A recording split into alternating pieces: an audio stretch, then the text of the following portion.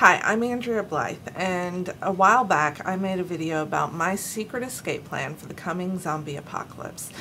A comment was made on that video that my plan was doomed to fail because the modern zombie is in fact strong and capable of running. This, however, is a common misconception brought about in part due to Hollywood's recent tendency to falsely portray zombies as runners for entertainment value, as in the terrible 2004 remake of Dawn of the Dead, but also due to the fact that the infected are often confused with zombies. Now, it's true at first glance, the infected and zombies seem very much alike. However, there are some key differences between the two, and knowing these differences and being able to recognize them quickly is vital to your survival in an outbreak situation. I therefore present this video as a guide to knowing the differences between zombies and the infected. Zombies are the living dead. That is, they are humans who have died and then reanimated. According to the Zombie Survival Guide, zombie outbreaks are spread by way of virus contracted through the bite or scratch of a zombie. Once bitten, the person will become ill and eventually die, which takes anywhere from 2 to 5 days.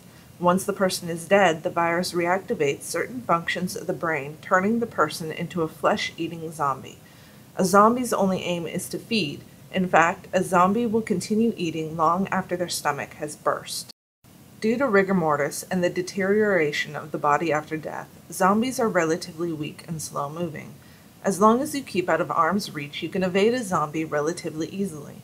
The danger comes from their massive numbers, so it's best to avoid highly populated areas.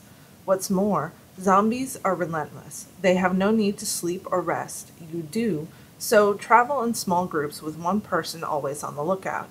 Zombies are also difficult to kill, since chest shots or other typically mortal wounds will be ineffective.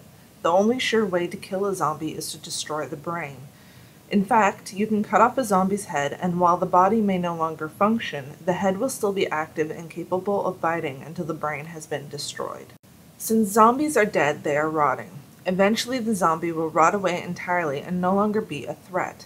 However, zombies rot at a much slower speed than normal. It can take anywhere from 3 to 10 or more years for a zombie to rot completely away, depending on location. For example, zombies in swampy areas will rot more quickly than zombies in the desert.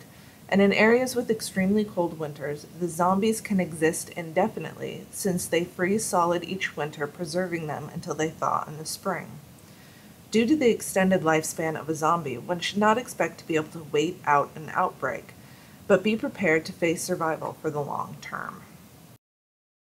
The infected are a relatively new phenomenon, so less is known about them. Also, several variations of infection exist, each with different symptoms.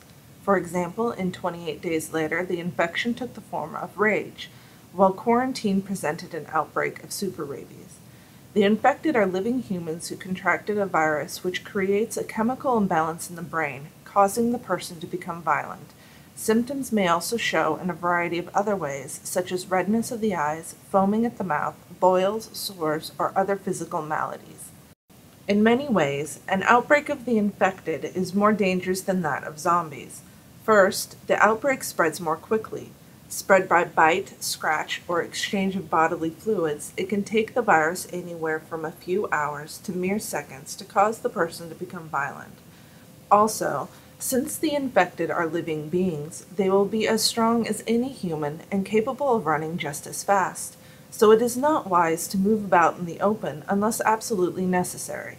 By the same token, however, the infected can be killed by a chest shot or any other mortal wound, making them easier to take down. While the infected may bite when they attack, sources have shown that they do not eat. Therefore, the infected will eventually starve to death, typically in 2 to 3 months. So if you can find a safe place to hole up with sufficient food and resources, you could wait out the outbreak until the last of the infected finally starve. There is also a slim chance that a cure for the infected could be developed. However, one should not hold out hope for this, and it is far better to keep you and your group safe than to risk such an endeavor. In summary, zombies are the living dead, eat flesh, become violent within 2 to 5 days of infection, are slow-moving, can only be killed by destroying the brain, and will rot away in 3 to 10 or more years, thus ending the outbreak.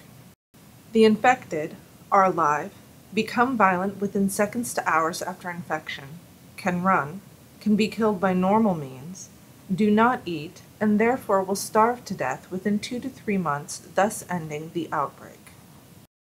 Now that you know the differences between zombies and the infected, make sure you formulate a plan for either eventuality. When an outbreak occurs, you're going to need to determine as quickly as possible what form the outbreak has taken. And, since zombies and the infected are so similar at first appearance, it's probably best that you isolate yourself in the beginning of an outbreak until you can determine the proper action to take. Provided that isolating yourself doesn't involve a tiny room with one exit. I'm just saying. Also, if a member of your group is showing any signs of infection, whether zombie or otherwise, they should be isolated immediately if not outright killed. Sentimentality has no place in an outbreak survival situation and can lead to the demise of the entire group. Well, there you have it. I hope you find this information helpful in your own survival planning, and I hope to see you in the new order after the apocalypse. Have a good night.